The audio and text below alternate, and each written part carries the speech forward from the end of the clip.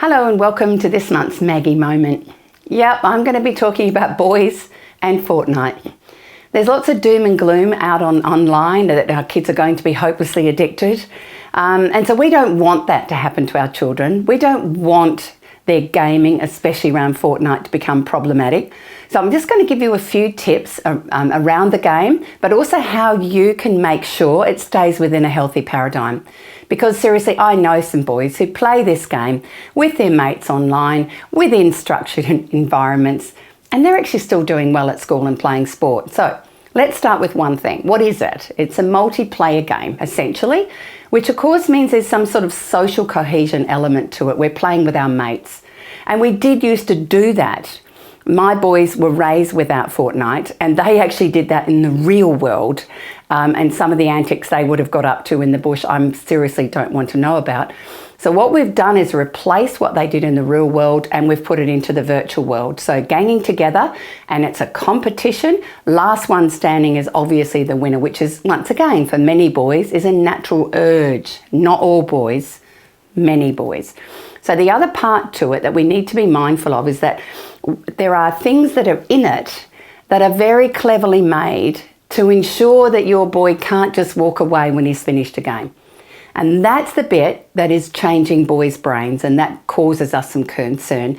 Not only if you miss, there's immediately a temptation for you to have another go because you only just missed. Now that's classic gambling. That really is. The other thing underneath that is that built in you can buy extra stuff.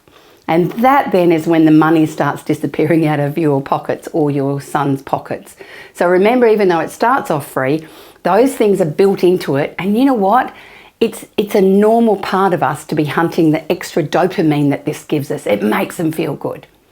Okay, underneath that, there's a couple of other things I want you to know. So it's meeting a couple of biological needs, psychological needs. One is connection, two is competence, because the more they play it, the better they get. And then there's mastery, which means I want to be the best.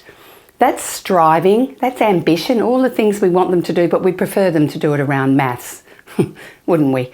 Okay, underneath that, there's some fun stuff in it. So it's not all killing. I just need you to know some crazy dance moves and stuff that are actually a bit light. So that's why I'm kind of not completely anti the game, but with some structure we can let them enjoy it without it become problematic. Okay, so what sort of tips do we have for you as a parent? Well, for a start, access to technology is a privilege, not a right. And it's one thing that you can lose and you can earn. So again, make sure you haven't allowed that to happen. And if you have, you're going to have to slowly pull it back in again. Okay, so Fortnite and access to your game happens after homework's done and your chores are done. Sorry, welcome to parenting.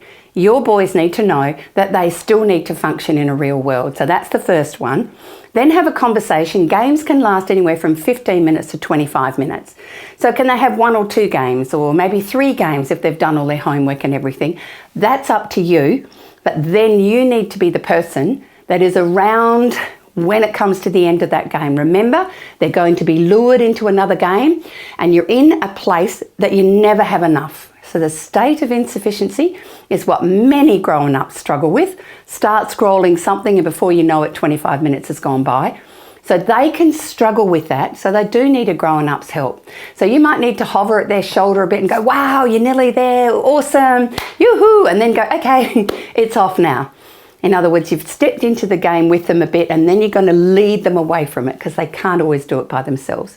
None in the bedroom. No, get it out into the main part of the house, because seriously, it's easy to disappear forever. Nothing after 9 o'clock at night. Every single child needs at least 8 to 9 hours sleep. You need to prioritise that. I would turn off the chat stuff because I hear that's where some of the foul language and the antics are happening that are really not very helpful. And at the end of the day, you are the parent, and our boys need our help to make good decisions sometimes. So don't go down the rabbit hole, it's all bad, but be really mindful that for them to be able to participate in something they love doing, we've got some rules and guidelines, and there will be consequences. I hope that's made it a little bit easy to understand, and that's all for me today.